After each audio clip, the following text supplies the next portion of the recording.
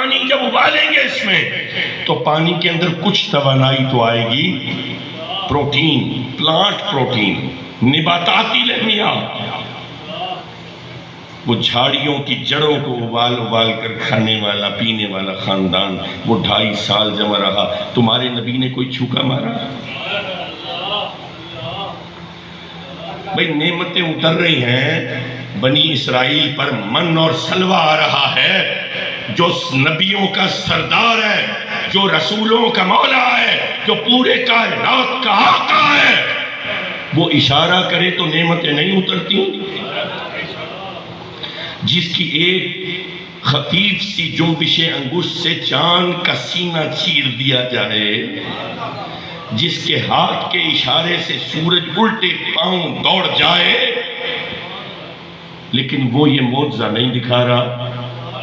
وَلَنَبْلُوَنَّكُمْ بِشَيْءٍ مِّنَ الْخَوْفِ وَالْجُوعِ وَنَقْصٍ مِّنَ الْأَمْوَالِ۔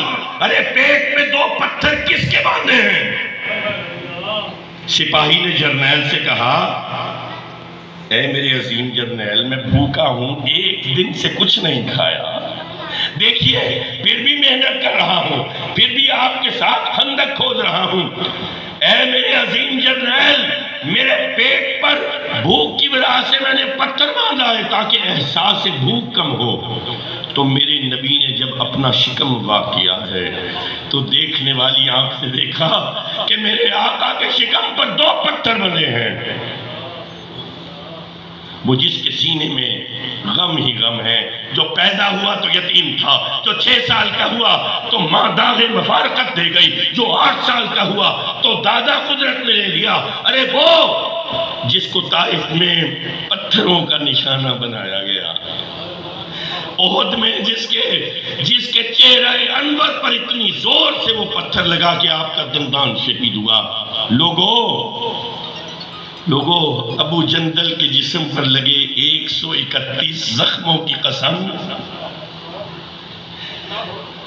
وہ زخم میرے آقا کے قلب اطہر پر لگے تھے۔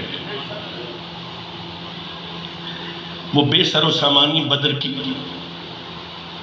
6 تلواریں، 2 نیزے، 3 ڈھالیں،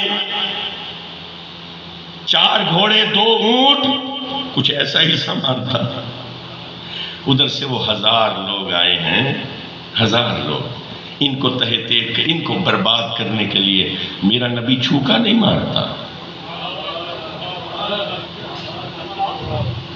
میرا نبی مدینے سے نکل کے بدر میں آ جاتا ہے، میرا نبی تدبیر سکھا رہا ہے، میرا نبی فرماتا ہے تلواریں تیز کر لو، چاہے 6 ہوں تیز تو کرن، یہ نیزوں کی انیاں ہیں، یہ زنگ آلود نہ ہو، ان کو نوکدار کر لو، تیز تو کرو۔ جن کے پاس کوئی ہتھیار نہیں وہ لاٹھی پکڑے بیٹھے ہیں، جن کے پاس قمیص بھی نہیں ہے صرف سطر باندھے کھڑے ہیں، لوگوں وہ پتھر اکٹھے کر رہے ہیں کہ ایسے آ جاؤ لڑ لو۔ حاضرین محترم، میرا نبی چلا ہے ہجرت مدینہ کے لیے۔ اگر آپ اپنی گاڑی میں ہوں، اپنی گاڑی SUV کو بڑی تگڑی گاڑی ہو نا، تو 7 سے 8 گھنٹے کا سفر ہے۔ نبی نے یہ سفر پیدل کیا ہے، گاڑی میں 7 سے 8 گھنٹے کا، اور وہ لخدق صحرا، بے آب و گیا، جہاں پانی کے لیے بھی لوگ ترستے ہیں کہ کہیں کوئی کنواں آ جائے۔ میرا نبی وہاں پہ چھوکا نہیں مار رہا، وہاں کوئی دم نہیں کر رہا،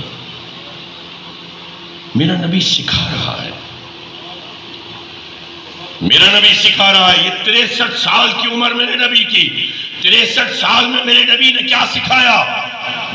ہم کہتے ہیں نہیں اسوہ، سنت کر لو، سنت، بس یہاں پہ ایک چھوٹی سی جیب اور بنوا لو، اس میں مسواک پھنسا لو، پھر محفل میلاد و مسواک نکالو۔ میں اسوہ، استاد تعلیم دے رہا ہو، مسواک شروع کرو،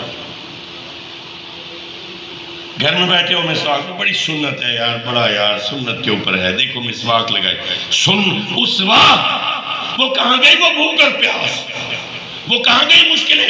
ابوا کے مقام کی جب میرا نبی اپنی ماں کی قبر پر اپنے آنسو بہا رہا ہے، یاد کر رہا ہے ماں کو، صدیق ساتھ ہے، گویا شکایت کر رہا ہے، ماں یہ مکہ والے تو اپنے تھے،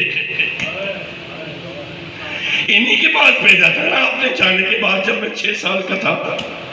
دیکھیے آج مجھے اپنی زمین چھوڑنے پہ وہ مکی فرما رہا ہے، آج بھی جس مکہ کی عظمت میرے نبی کے قدموں کی وجہ سے ہے۔ اللہ اکبر یا رسول اللہ۔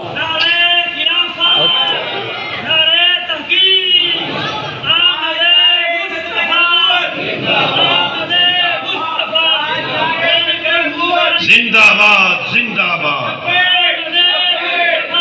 سیاسی جماعت کا نعرہ نہ لگا، سیاسی جماعت کا، میں ہاتھ جوڑتا ہوں، میں سیاسی جماعت کا نعرہ نہ لگا، سیاسی جماعت۔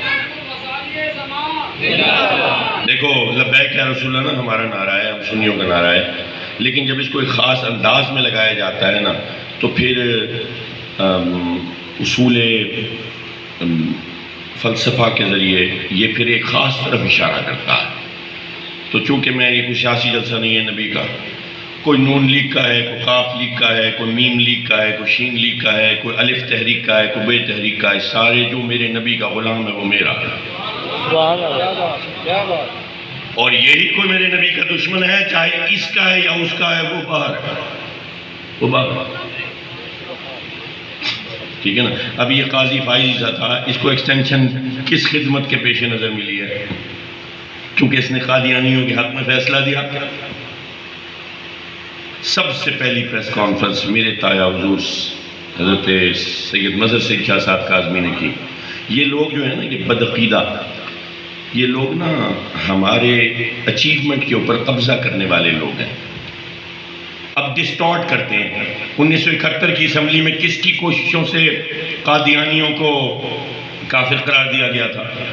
حضرت امام شاہ احمد نورانی صدیقی، اور شاہ احمد نورانی صدیقی کو کس نے حکم دیا تھا؟ میرے مرشد حضور غزالی میں سمجھ، ان کی قیادت میں اپوزیشن لیڈر کون تھا؟ شاہ علی الدین صدیقی کا بیٹا علامہ شاہ احمد نورانی صدیقی، آپ اپوزیشن لیڈر ہیں، لیکن اپوزیشن چھوٹی سی تھی اور اس وقت پیپلز پارٹی کی حکومت تھی۔ اگر پیپلز پارٹی نہ چاہتی وہ مخالفت میں ووٹ دے دیتے تو یہ بات کبھی بھی آئین کا حصہ نہ بنتی، لہٰذا یہ کریڈٹ پیپلز پارٹی کو بھی جاتا ہے۔ اور جس ذوالفقار علی بھٹو نے اس آئین پر سائن کر کے اس کو اپروول کی سطح تک پہنچایا تھا، اگر اس کی قبر پر رحمت ہو رہی ہے تو صرف اس دستخط کی وجہ سے ہو رہی ہے۔ قیامت کے دن وہ بخشا جائے گا تو اسی وجہ سے بخشا جائے گا۔ قیامت کے دن اگر وہ عزتوں کے منصب پر بٹھایا جائے گا تو رسول کی وفاداری کی وجہ سے بٹھایا جائے گا۔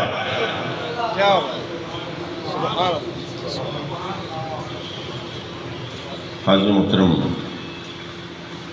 دیکھو حضور کی وفا جو ہے نا وہ بڑی ضروری ہے۔ حضور کے ساتھ وفا کرنی کیسے کرنی ہے؟ اب یہ قاضی فائزی سا آ گیا، قادیانیوں کا معاملہ کیا ہے؟ یہ لوگ جو اب اچیومنٹ کے اوپر قبضہ کر لیتے ہیں نا، ان کی وجہ سے سارا شر پھیلا ہے۔ آپ کو پتہ ہے ایک مباحثوں میں 2 مباحث ہیں، ایک ہے امکان نظیر، ایک ہے امکان کذب۔ مباحث میں جس کے خلاف امام احمد رضا خان بریلوی رضی اللہ تعالیٰ عنہ نے بڑا مقدمہ لڑا ہے، امکان کذب یہ ہے، اور یہ رشید احمد گنگوہی کا شاخسانہ ہے۔ یہ دیوبندیوں کا جو سب سے بڑا بنا پھرتا ہے یہ اس کی حرکتیں ہیں۔ رشید احمد گنگوہی امکان کذب میں کہتا ہے کہ اللہ جھوٹ بولنے پر قادر ہے،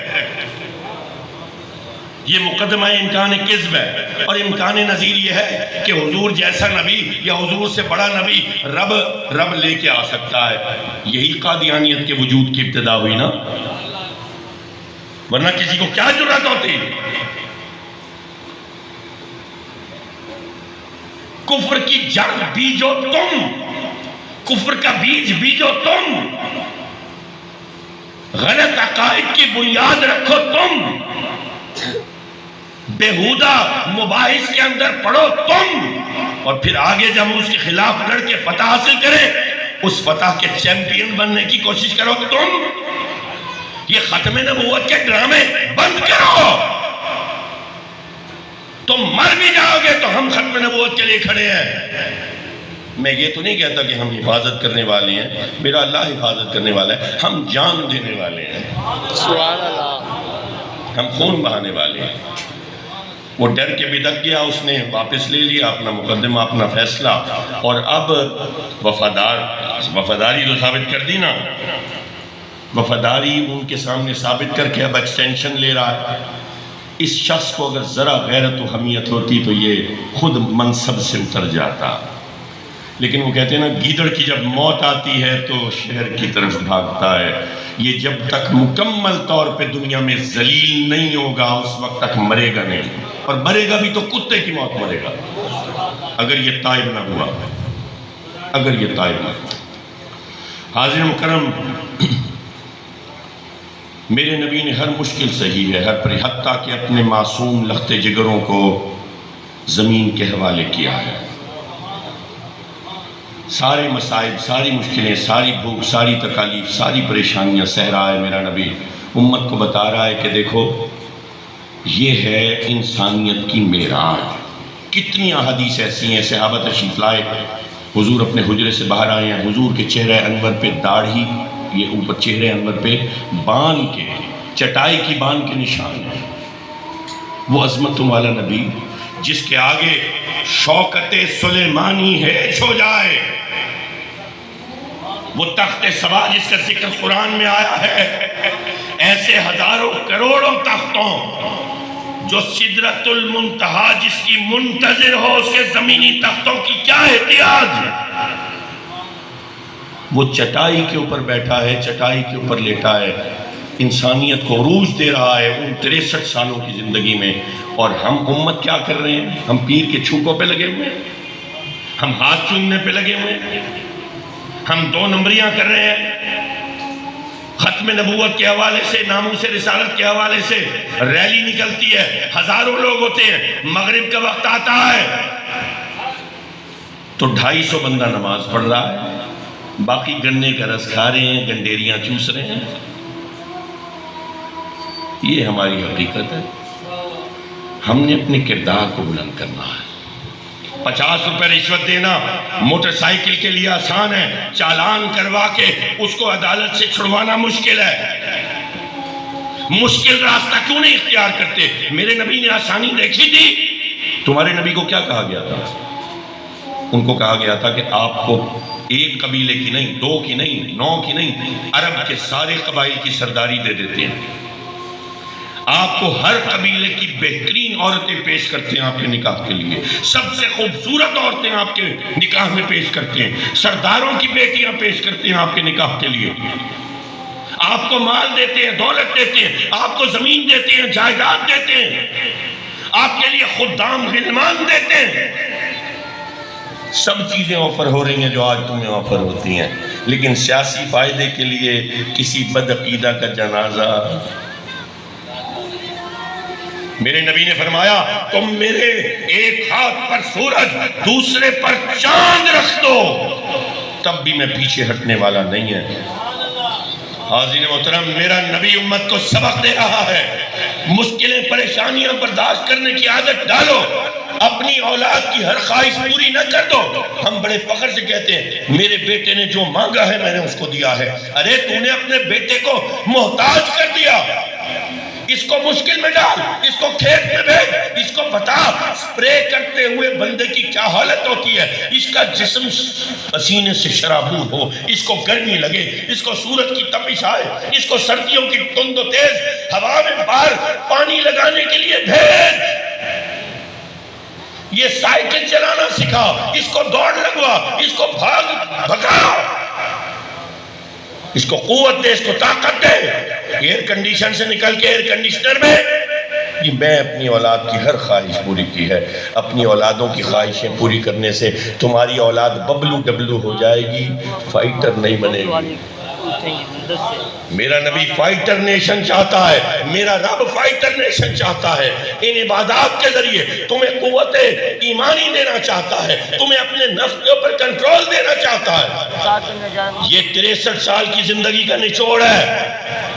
اس کے علاوہ آج مدارس بھی ہیں، مدارس میں بڑے شوق سے ایسے زور شور سے میں کراچی میں گیا، انہوں نے کہا جی ہمارے مدرسے میں 420 طلبہ فارغ، تمہارے 420 طلبہ کی 420یاں